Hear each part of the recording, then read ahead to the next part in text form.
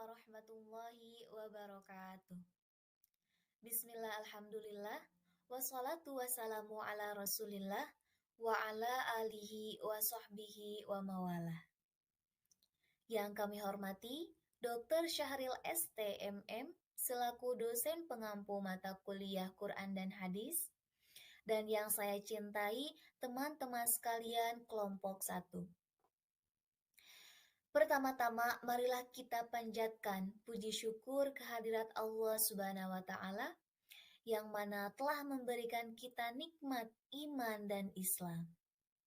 Sholawat dan salam senantiasa dicurah limpahkan kepada junjungan kita, wastana habibana wa nabiyana Muhammad sallallahu alaihi wasallam. Sebelumnya, perkenalkan nama saya Evi Nur Latifa, perwakilan dari kelompok 1 dari Fakultas Ekonomi dan Bisnis Prodi Manajemen. Pada kesempatan kali ini, saya akan menjadi moderator pada presentasi ini, di mana tema yang akan kita bawakan yaitu tentang etika bisnis dalam perspektif Al-Quran dan Hadis. Adapun anggota kelompok lainnya, yang pertama ada Anissa Resliana, yang kedua Bagas Anggara, yang ketiga Evi Nur Latifah, yang keempat Ima Nur Halimah, dan yang kelima Nova Sopiati. Teman-teman sekalian, adapun agenda yang akan kita bahas pada presentasi kali ini, yang pertama pendahuluan, yang kedua pengantar umum, yang ketiga pembahasan, yang keempat kesimpulan dan saran. Baiklah, tanpa berlama-lama, mari kita menginjak kepada agenda yang pertama, yaitu pendahuluan. Latar belakang dibuatnya makalah ini yaitu sebagai sorotan terhadap perkembangan sosial ekonomi belakangan ini semakin marak. Meskipun tak secara terang-terangan jelas, masalah yang hendak dikemukakan adalah praktek dunia usaha yang tak sehat. Bahkan, kini bermunculan lembaga-lembaga sosial yang secara spesifik menangani persoalan etika, seperti etika bisnis dan etika profesi. Fenomena ini menandai adanya suatu kesadaran untuk mencari alternatif solusi persoalan sosial di luar pertimbangan material dan rasional semata, tetapi juga pertimbangan-pertimbangan etik. Rumusan masalah dalam makalah ini yaitu bagaimana cara mengimplementasikan etika bisnis menurut Quran dan Hadis. Tujuan penulisannya yaitu ingin mengetahui implementasi etika bisnis menurut Quran dan Hadis. Teman-teman sekalian, kami juga menyajikan penelitian yang relevan. Yang pertama, berjudul Islamic Business and Economic Ethic, yang mengacu pada Al-Quran dan mengikuti jejak Rasulullah SAW dalam bisnis, keuangan, dan ekonomi. Penelitian tersebut ditulis oleh Aminur Nuruddin dan Faizal Rifai pada tahun 2012. Yang kedua, Etika dan Bisnis Perspektif Ekonomi, yang ditulis oleh Anthony pada tahun 2018. Selanjutnya, penelitian yang ketiga yang berjudul Analisis Penerapan Etika Bisnis Islam pada pedagang di pasar tradisional di kota Binjai, Sumatera Utara, yang ditulis oleh Gadis Arniati pada tahun 2020. Teman-teman sekalian, sebelum kita masuk pada agenda yang kedua, yaitu tentang pengantar umum, Perlu teman-teman ketahui bahwa kata etika berasal dari bahasa Yunani kuno, yaitu ethos. Secara umum, artinya kebiasaan atau kehendak baik yang bersifat tetap. Namun, bagaimana sih konsep etika bisnis dalam Islam? Materi tersebut akan dipaparkan oleh saudara Nova Sopiati. Waktu dan layar saya persilahkan. Assalamualaikum warahmatullahi wabarakatuh. Nama saya Nova Sofiati. Di sini saya akan membacakan konsep etika bisnis. Kata etika berasal dari bahasa Yunani kuno yaitu ethos. Secara umum artinya kebiasaan atau kehendak baik yang bersifat tetap. Dalam pengertian ini, etika diartikan sebagai ilmu tentang adat dan kebiasaan. Bisnis berasal dari kata dalam bahasa Inggris, yaitu business yang artinya kesibukan. Dalam konteks yang sederhana, pengertian dari kesibukan adalah melakukan aktivitas atau kegiatan yang memberikan keuntungan kepada pihak-pihak yang terlibat di dalamnya. Menurut Saban Ehdar dan Maryadi dalam buku Bisnis Etik dan Entrepreneurship, Etika Bisnis dan Kewirausahaan, etika bisnis adalah cara yang digunakan dan diterapkan dalam kegiatan bisnis, mencakup seluruh aspek yang berkaitan dengan perusahaan, individu, serta masyarakat. Selanjutnya yaitu definisi etika. Satu, merupakan ilmu tentang norma-norma, nilai-nilai, dan ajaran moral. Sedangkan moral adalah rumusan sistematik terhadap anggapan-anggapan tentang apa yang bernilai, serta kewajiban-kewajiban manusia. Dua, dilansir dari Stanford, melihat etika sebagai keterampilan untuk pencapainya tujuan tertinggi manusia dari pemikiran, perilaku moral, dan kebajikan manusia. Yang ketiga, dalam ajaran Islam, istilah yang paling dekat berhubungan dengan istilah etika dalam Al-Quran adalah khuluq al-astani dalam mengartikan khuluq pada firman Allah pada surat Al-Qalam ayat 4. Definisi bisnis. Yang pertama, menurut Griffin dan Ebert, bisnis adalah organisasi yang menyediakan barang atau jasa dengan maksud mendapatkan laba. Kedua, kata bisnis dalam Al-Quran biasanya yang digunakan al-tijarah, al-bai, tadayantum, dan isyittara. Tetapi yang sering kali digunakan yaitu al-tijarah dalam bahasa Arab tijaraha. Berawal dari kata dasar tazara, tazran, wa tijarata yang bermakna berdagang atau berniaga. Menurut Ibnu Farabi yang dikutip Ar-Raghib, fulanun tazirun bikaza, berarti seseorang yang mahir dan cakap yang mengetahui arah dan tujuan yang diupayakan dalam usahanya.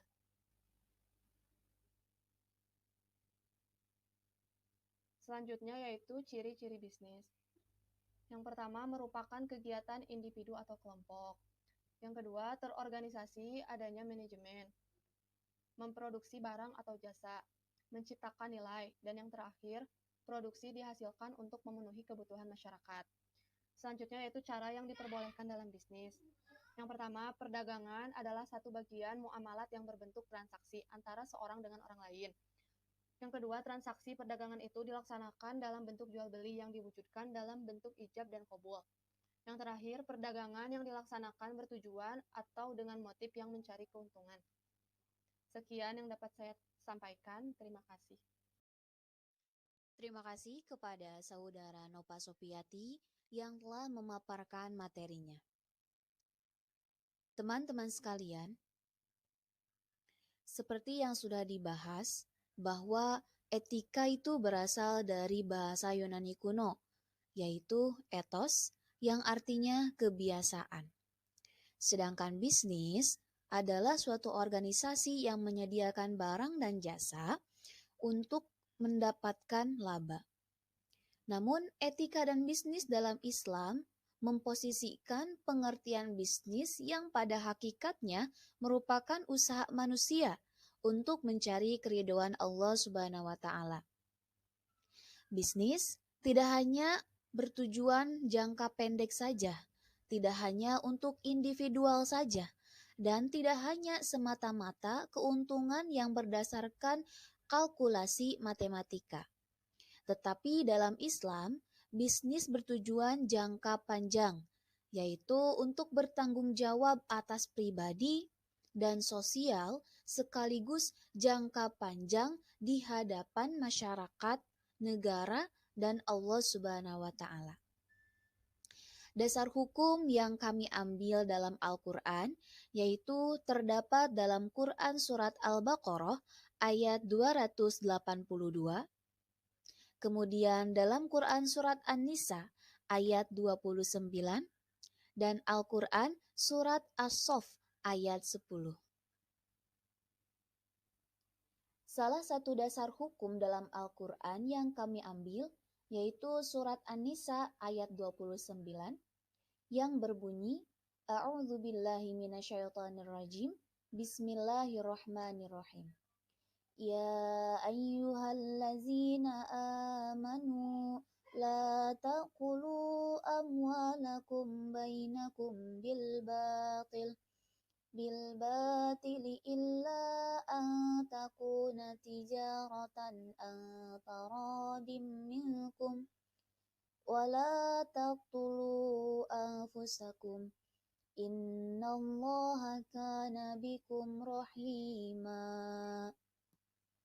Yang artinya, wahai orang-orang yang beriman, janganlah kamu saling memakan harta sesamamu dengan cara yang batil, tidak benar, kecuali dalam perdagangan yang berlaku atas dasar suka sama suka di antara kamu. Dan janganlah kamu membunuh dirimu, sungguh Allah Maha Penyayang kepadamu. Teman-teman sekalian yang saya banggakan, tentunya dalam Islam, etika dan bisnis memiliki tujuan umum, yang dimana kami ambil dari Dr. Syahata. Lantas, apa saja sih tujuan umum etika bisnis dalam Islam? Materi tersebut akan dipaparkan oleh Saudara Anissa Resliana. Waktu dan layar saya persilahkan. Prinsip-prinsip etika bisnis dalam Al-Quran. Menurut Imaduddin, ada 5 dasar prinsip dalam etika Islam, yaitu yang pertama kesatuan, tauhid atau unity. Kesatuan sebagaimana terrefleksikan dalam konsep tauhid yang memadukan keseluruhan aspek-aspek kehidupan muslim, baik dalam bidang ekonomi, politik, sosial, menjadi keseluruhan yang homogen serta mementingkan konsep konsistensi dan keteraturan yang menyeluruh. Dari konsep ini, maka Islam menawarkan keterpaduan agama, ekonomi, dan sosial demi membentuk kesatuan. Atas dasar pandangan ini pula, maka etika dan bisnis menjadi terpadu, vertikal maupun horizontal, membentuk suatu persamaan yang sangat penting dalam Islam. Yang kedua, keseimbangan, equilibrium atau adil. Islam sangat menganjurkan untuk berbuat adil dalam berbisnis dan melarang berbuat curang atau berlaku zalim. Rasulullah diutus Allah untuk membangun keadilan. Kecelakaan besar bagi orang yang berbuat curang, yaitu orang-orang yang apabila menerima takaran dari orang lain, meminta untuk dipenuhi. Sementara kalau menakar atau menimbang untuk orang selalu dikurangi. Kecurangan dalam berbisnis pertanda kehancuran bisnis tersebut, karena kunci keberhasilan bisnis adalah kepercayaan. Al-Quran memerintahkan kepada kaum muslimin untuk menimbang dan mengukur dengan cara yang benar, dan jangan sampai melakukan kecurangan dalam bentuk pengurangan takaran dan timbangan. Terdapat dalam firman Allah pada surat Al-Isra ayat 35 dan dalam surat Al-Maidah ayat 8. Lalu yang ketiga, kehendak bebas atau free will. Kebebasan merupakan bagian penting dalam nilai etika bisnis Islam, tetapi kebebasan itu tidak merugikan kepentingan kolektif. Kepentingan individu dibuka lebar, tidak adanya batasan pendapatan bagi seseorang mendorong manusia untuk aktif berkarya dan bekerja dengan segala potensi yang dimilikinya. Kecenderungan manusia untuk terus-menerus memenuhi kebutuhan pribadinya yang tidak terbatas dikendalikan dengan adanya kewajiban setiap individu terhadap masyarakatnya melalui zakat, infak, dan sedekah. Yang keempat, tanggung jawab atau responsibility.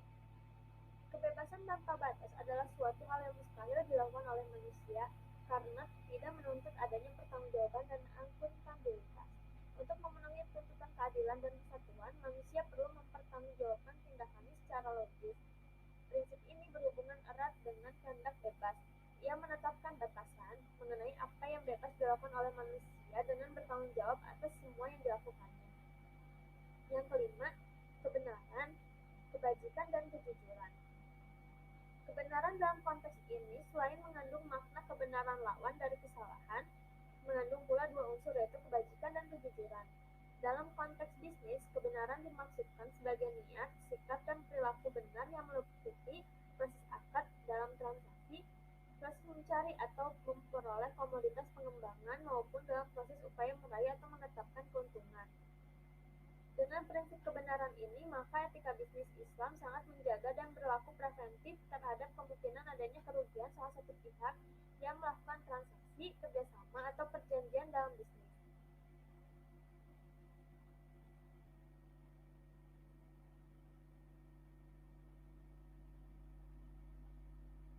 Selanjutnya ada panduan Rasulullah dalam etika bisnis. Yang pertama yaitu prinsip kejujuran. Dalam doktrin Islam, kejujuran merupakan syarat paling mendasar dalam kegiatan bisnis. Rasulullah sangat intens menganjurkan kejujuran dalam aktivitas bisnis. Dalam hal ini, beliau bersabda, "Tidak dibenarkan seorang muslim menjual satu jualan yang mempunyai aib kecuali ia menjelaskan aibnya." Hadis riwayat Al-Buslani. "Siapa yang menipu kami, maka dia bukan kelompok kami." Hadis riwayat Muslim. Rasulullah sendiri selalu bersikap jujur dalam berbisnis. Beliau melarang para pedagang meletakkan barang busuk di sebelah bawah dan barang baru di bagian atas. Yang kedua, tidak melakukan sumpah palsu. Nabi Muhammad SAW sangat intens melarang para pelaku bisnis melakukan sumpah palsu dalam melakukan transaksi bisnis. Dalam sebuah hadis riwayat Bukhari, Nabi bersabda, "Dengan melakukan sumpah palsu, barang-barang memang terjual, tetapi hasilnya tidak berkah." Lalu dalam hadis riwayat Muslim, Rasulullah mengancam dengan azab yang sangat pedih bagi orang yang bersumpah palsu dalam bisnis, dan Allah tidak akan mempedulikannya nanti di hari kiamat. Praktik sumpah palsu dalam kegiatan bisnis saat ini sering dilakukan karena dapat meyakinkan pembeli dan pada giliran meningkatkannya daya beli atau pemasaran. Namun harus disadari bahwa meskipun keuntungan yang telah berlipat, tetapi hasilnya tidak akan berkah. Yang ketiga, ramah tamah. Seorang pelaku bisnis harus bersikap ramah tamah dalam melakukan bisnis. Nabi Muhammad SAW mengatakan, "Allah merahmati seseorang yang ramah dan toleran dalam berbisnis." Hadis riwayat Bukhari dan Tirmidzi. Yang keempat, tidak boleh menjelekan bisnis orang lain agar orang membeli kepadanya. Nabi Muhammad SAW bersabda, "Janganlah seseorang di antara kalian menjual dengan maksud untuk menjelekan apa yang dijual oleh orang lain." Hadis riwayat muttafaq alaih. Lalu yang terakhir, tidak melakukan ihtikar. Ihtikar adalah menumpuk dan menyimpan barang dalam masa tertentu dengan tujuan agar harganya suatu saat menjadi naik dan keuntungan besar pun diperoleh. Rasulullah melarang keras pelaku bisnis semacam ini.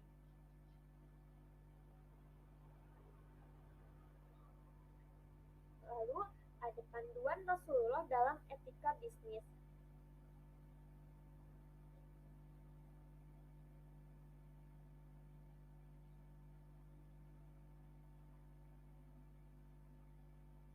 Yang keenam yaitu membayar upah sebelum kering keringat karyawan.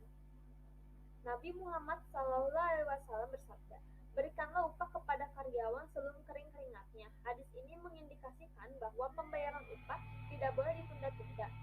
Pembayaran upah harus sesuai dengan kerja yang dilakukan. Selanjutnya, tidak memonopoli. Salah satu keburukan sistem ekonomi kapitalis ialah melegitimasi monopoli dan oligopoli. Contoh yang sederhana adalah eksploitasi penguasaan individu tertentu atas hak milik sosial seperti air, udara, dan tanah, serta kandungan isinya seperti barang tambang dan mineral. Individu tersebut mengeruk keuntungan secara pribadi tanpa memberi kesempatan kepada orang lain. Ini dilarang dalam Islam. Tidak boleh melakukan bisnis dalam kondisi eksisnya bahaya atau mudarat yang dapat merugikan dan merusak kehidupan individu dan sosial. Lalu yang selanjutnya, segera melunasi kredit yang menjadi kewajibannya. Rasulullah SAW memuji seorang muslim yang memiliki perhatian serius dalam pelunasan hutangnya. Sabda Nabi SAW yaitu, sebaik-baik kamu adalah orang yang paling segera membayar hutangnya. Hadis riwayat Muslim. Dan yang terakhir, memberi tenggang waktu apabila penghutang atau kreditor belum mampu membayar. Sabda Rasulullah yaitu, barang siapa yang menangguhkan orang yang kesulitan membayar hutang atau membebaskannya, Allah akan memberinya naungan di bawah naungannya pada hari yang tidak ada naungan kecuali naungannya. Hadis riwayat Muslim.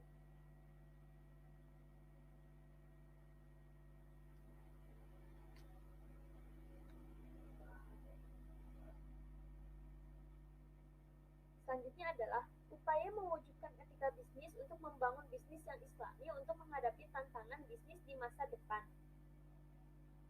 Yang pertama yaitu suatu rekonstruksi kesadaran baru tentang bisnis. Pandangan bahwa etika bisnis sebagai bagian tidak terpisahkan atau menyatu merupakan struktur fundamental sebagai perubahan terhadap anggapan dan pemahaman tentang kesadaran sistem bisnis amoral yang telah memasyarakat. Bisnis dalam Al-Quran disebut sebagai aktivitas yang bersifat material sekaligus imaterial, sehingga suatu bisnis dapat disebut bernilai apabila kedua tujuannya, yaitu pemenuhan kebutuhan material dan spiritual telah dapat terpenuhi secara seimbang. Dengan pandangan kesatuan bisnis dan etika, pemahaman atas prinsip-prinsip etika suatu bisnis bernilai apabila memenuhi kebutuhan material dan spiritual secara seimbang, tidak mengandung kebatilan, kerusakan, dan kezaliman.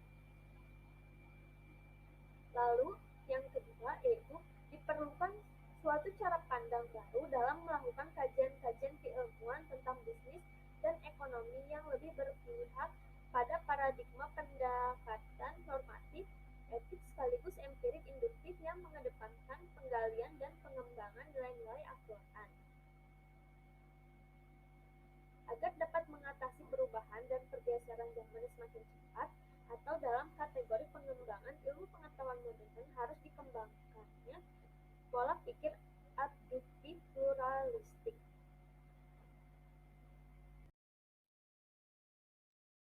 Terima kasih kepada Saudara Anissa yang telah memaparkan materinya. Teman-teman sekalian, dalam mewujudkan bisnis untuk membangun bisnis yang islami dan mampu menghadapi tantangan bisnis di masa depan, tentunya harus ada upaya-upaya yang kita lakukan dalam mewujudkannya. Lantas, apa saja sih upaya yang harus kita lakukan dalam mewujudkan suatu etika bisnis yang mampu menghadapi tantangan bisnis di masa depan? Materi tersebut akan dipaparkan oleh Saudara Bagas Anggara. Waktu dan layar saya persilahkan. Benefit materi dan benefit non-materi. Artinya bahwa bisnis tidak hanya untuk mencari profit setinggi-tingginya, tetapi juga harus dapat memperoleh dan memberikan benefit atau manfaat non-materi kepada internal organisasi perusahaan dan eksternal, yaitu lingkungan, seperti terciptanya suasana persaudaraan, kepedulian sosial, dan sebagainya. Yang kedua, adanya himah insaniyah. Pengelola harus berusaha memberikan manfaat yang bersifat kemanusiaan melalui kesempatan kerja, bantuan sosial atau sedekah, dan bantuan lainnya. Atau perusahaan memberikan uang kompensasi, uang pesangon, dan bantuan kebencanaan. Yang ketiga, adanya himah hulukiyah, yaitu bahwa nilai-nilai akhlak mulia menjadi suatu kemestian yang harus muncul dalam setiap aktivitas bisnis sehingga tercipta hubungan persaudaraan yang islami, bukan sekedar hubungan fungsional ataupun profesional.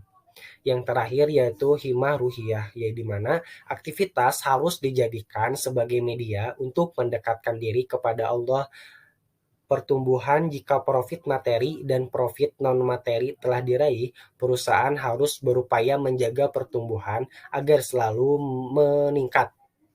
Upaya peningkatan ini juga harus selalu dalam koridor syariah, bukan dengan menghalalkan segala cara.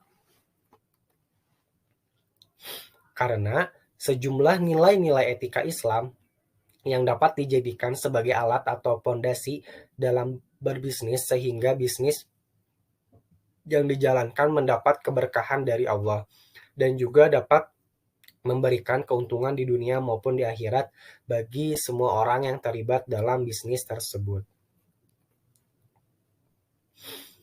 Islam menganjurkan agar etika Islam yang dapat menghindari diri kita dari perilaku negatif atau kemudaratan yang ditimbulkan dalam berbisnis, yaitu yang pertama, menjauhi bisnis barang atau kegiatan yang haram. Ini merupakan implementasi dari firman Allah dalam Quran Surat Al-A'raf ayat ke-32, yang intinya pembisnis muslim dilarang menggunakan hartanya untuk berbisnis yang diharamkan seperti menjual minuman keras, menjual narkoba, ataupun obat-obatan terlarang lainnya. Barang haram tersebut dapat menyebabkan penggunanya kehilangan kewarasan, pemborosan, dan dapat mengakibatkan pertikaian ataupun permusuhan. Yang kedua yaitu menjauhi unsur penipuan. Unsur penipuan itu yaitu segala bentuk transaksi yang di dalamnya terdapat ketidakjelasan, tipu daya, unsur judi, dan tidak ada kontrak yang jelas. Sebagaimana yang dikatakan Ibnu Taimiyah, penipuan adalah transaksi yang tidak jelas akibatnya. Yang ketiga, melakukan jual beli yang halal. Allah dan Rasul-Nya Nabi Muhammad SAW menganjurkan bisnis yang halal dan menghindari bisnis yang subhat, samar halal atau haramnya, apalagi yang haram. Karena Allah membebaskan melakukan transaksi apapun, tetapi harus dalam koridor-koridor syariah. Yang keempat yaitu berlaku adil. Dalam Al-Quran, ia berfirman mengenai perintah berbuat adil, yaitu menyempurnakan takaran, yang terdapat dalam Quran Surat Ar-Rahman ayat 7 sampai dengan 9. Yang intinya, dan Allah telah meninggikan dan Dia meletakkan neraca keadilan supaya kamu jangan melampaui batas tentang neraca itu, dan tegakkanlah neraca itu dengan adil, dan janganlah kamu mengurangi neraca itu. Dan kejujuran menurut Yusuf Qaradawi adalah puncak moralitas dan karakteristik yang paling menonjol dari orang-orang yang beriman. Karena sering sekali terjadi di pasar-pasar tradisional, mereka melakukan atau memberatkan salah satu timbangannya sehingga barang yang ditimbang takarannya tidak sesuai. Yang kelima yaitu menepati janji. Allah menganjurkan untuk menepati janji dalam jual beli dan aktivitas lainnya. Ini disebutkan dalam Al-Quran, yaitu, hai orang-orang yang beriman, penuhilah akad-akad itu, dihalalkan bagimu binatang ternak, kecuali yang akan dibacakan kepadamu, dan dengan tidak menghalalkan berburu ketika kamu sedang mengerjakan haji. Sesungguhnya Allah menetapkan hukum-hukum menurut yang dikehendakinya. Quran Surat Al-Maidah ayat ke-1, bahwa ketika kita berbuat janji, ya kita harus menepati janji tersebut. Ketika kita atau sebuah perusahaan atau pelaku bisnis memberikan janji bahwa ketika sebuah konsumen membeli produknya ini akan mendapatkan hadiah, maka perusahaan tersebut harus menepati janjinya. Yang keenam yaitu menuliskan transaksi yang tidak tunai. Allah menganjurkan untuk menulis transaksi bisnis, jual beli, utang piutang, sewa menyewa, dan lain sebagainya yang tidak tunai, atau menghadirkan dua orang saksi apabila yang berhutang orang yang lemah atau lemah akalnya. Firman-Nya dalam Quran Surat Al-Baqarah ayat 282 hingga 283. Ini intinya bahwa ketika kita melakukan transaksi di luar kita tidak bertatap langsung, maka itu harus dicatat, dan ketika ada yang lemah akalnya atau lemah keadaannya, kita harus mendampinginya gitu. Yang terakhir yaitu adanya kesepakatan. Allah memerintahkan untuk berbisnis dengan suka sama suka atau sepakat di antara keduanya. Firman Allah dalam Quran surat An-Nisa ayat ke-29 tadi bahwa sebuah perniagaan atau transaksi jual beli haruslah terjadi suka sama suka atau adanya kesepakatan. Tidak boleh ada unsur paksaan, tidak boleh ada unsur kebohongan ataupun penipuan. Sekian penjelasannya. Materi selanjutnya akan dijelaskan oleh Teh Ima. Terima kasih kepada saudara Bagas Anggara yang telah memaparkan materinya. Baik teman-teman sekalian, tibalah kita pada agenda yang ketiga, yaitu pembahasan mengenai perbandingan. Bagaimana hasil pembahasan yang telah kami paparkan dengan penelitian yang kami sajikan yang sangat relevan. Materi tersebut akan dipaparkan oleh saudara Ima Nurhalimah Paujiah. Waktu dan layar saya persilahkan. Baik, terima kasih kepada moderator yang sudah memberikan waktunya. Kemudian saya akan membahas tentang perbandingan hasil pembahasan dengan penelitian yang relevan. Yang pertama ada judul yaitu Islami Business and Economy Ethics mengacu pada Al-Quran dan mengikuti jejak Rasulullah SAW dalam berbisnis, keuangan, dan ekonomi. Judul ini diambil oleh peneliti Vetika Rifai, Aminuddin, dan Faisal Ananda Arfa pada tahun 2012. Terdapat variabel persamaan yaitu etika dan hukum bisnis berdasar Al-Quran dan hadis. Kemudian hasil peneliti menunjukkan pendekatan praktik Rasulullah SAW dalam berbisnis sebagaimana tertera dalam Al-Quran dan hadis, sehingga semua pihak merasa dipuaskan dalam konteks bisnis yang berakhlakul karimah, baik dari sisi pengusaha maupun dari sisi konsumen. Berbisnis secara islami dapat memberikan kepuasan dan keikhlasan tersendiri, karena tidak ada yang merasa dirugikan sebab semua kegiatan dilakukan dalam konteks ibadah. Yang kedua ada judul Etika dan Bisnis Perspektif Ekonomi Islam yang diteliti oleh Anthony Saeb pada tahun 2018. Terdapat variabel persamaan yaitu etika bisnis dalam perspektif Islam. Kemudian hasil penelitian etika bisnis hadir dalam lingkungan bisnis memberikan guidance atau bimbingan dan menawarkan pendekatan-pendekatan bagaimana menjalankan bisnis yang mendukung mencapainya motif ekonomi pada pelaku bisnis tanpa harus mengesampingkan nilai-nilai yang dipegang masyarakat. Kemudian yang ketiga ada judul Analisis Penerapan Etika Bisnis Islam pada perdagangan di pasar tradisional di Kota Binjai, Sumatera Utara. Peneliti ini oleh Gadis Amiyati Anhar pada tahun 2020. Dalam variabel ini ada memiliki persamaan dan perbedaan. Persamaannya yaitu penerapan etika bisnis Islam dan perbedaannya yaitu penelitian terhadap perdagangan di pasar tradisional.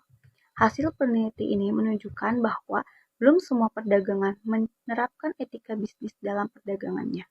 Masih ada beberapa perdagangan yang melakukan kecurangan, seperti perdagangan ikan di mana pembelian dengan menggunakan sistem satu kotak, sehingga pedagang tidak dapat melakukan pemilihan mutu ikan dengan baik atau dengan membeli yang sesuai dengan kebutuhan per hari perdagangannya, sehingga ikan yang didapat oleh perdagangan dari agen sebelumnya punya resiko yang besar dan ketika sampai di tangan konsumen pun tidak dipastikan tidak dalam keadaan yang baik.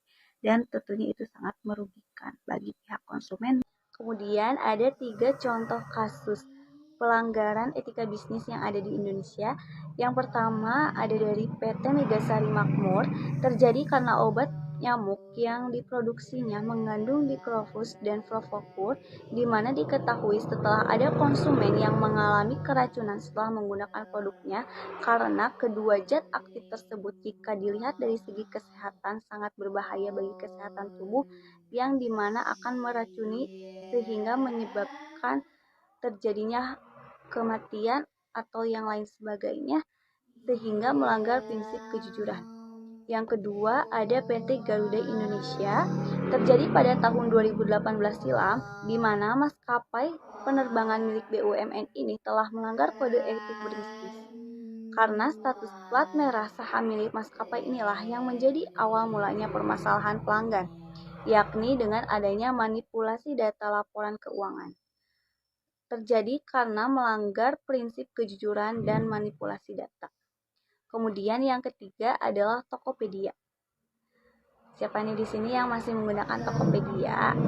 Mengapa Tokopedia dikatakan mempunyai kasus dalam etika bisnis yang ada di Indonesia? Karena kasus kebocoran data para pengguna di penghubung tahun 2020, jika dilihat dari etika bisnis, kasus ini terbilang sangat rumit, teman-teman. Mengapa demikian? Karena bagi pengguna aplikasi, kasus ini termasuk contoh kasus pelanggaran etika bisnis. Sementara Tokopedia sendiri juga menjadi korban karena sistem keamanan mereka telah dibobol oleh beberapa oknum yang tidak diketahui dan oknum-oknum yang tidak ada pertanggungjawaban atau oknum-oknum yang tidak bertanggung jawab, sehingga melanggar prinsip jaga keamanan dan data konsumen. Jadi, dari ketiga kasus itu dapat diambil kesimpulan bahwa ketika kita memulai bisnis, hendaknya kita tidak melanggar kode etik dalam berbisnis, baik dalam Al-Quran maupun dalam aturan. Kemudian kita juga harus diwajibkan untuk selalu berprinsip kejujuran, juga tidak memanipulasi data, baik tidak menipu orang lain, dan yang terakhir mungkin tidak melanggar atau tidak menjaga keamanan data konsumen. Jadi sebaiknya kita lebih menjaga, juga lebih mengatur dan bagaimana caranya agar kedua belah pihak tidak sama-sama saling dirugikan. Begitu contoh dari kasus pelanggaran etika bisnis yang ada di Indonesia. Saya kembalikan lagi kepada moderator. Terima kasih. Dan yang berbahagia, agenda pembahasan yang keempat yaitu kesimpulan dan saran. Kesimpulan, dalam berbisnis dengan memahami implementasi nilai-nilai etika Islam akan menghasilkan berbagai kemanfaatan atau kemaslahatan yang tidak akan dicapai melalui bisnis yang menerapkan nilai-nilai konvensional, seperti nilai kejujuran, keadilan, kesepakatan, dan lainnya yang terkandung dalam kehalalan berbisnis, merupakan sebuah kebutuhan hidup dan hakikat penciptaan manusia sebagai hamba Allah Subhanahu wa Ta'ala. Islam menempatkan bisnis sebagai cara terbaik untuk mendapatkan harta yang baik. Karenanya, segala kegiatan bisnis harus dilakukan dengan cara-cara terbaik, dengan tidak melakukan kecurangan, tidak melakukan riba, tidak ada penipuan, dan tidak ada tindakan kezoliman lainnya. Saran yang kami sampaikan, bagi para pelaku bisnis dalam bidang apapun harus mempertimbangkan standar etika demi kebaikan dan keberlangsungan usahanya dalam jangka panjang, di mana para pelaku bisnis harus mengacu pada etika yang ada sesuai dengan landasan etika bisnis dalam Islam.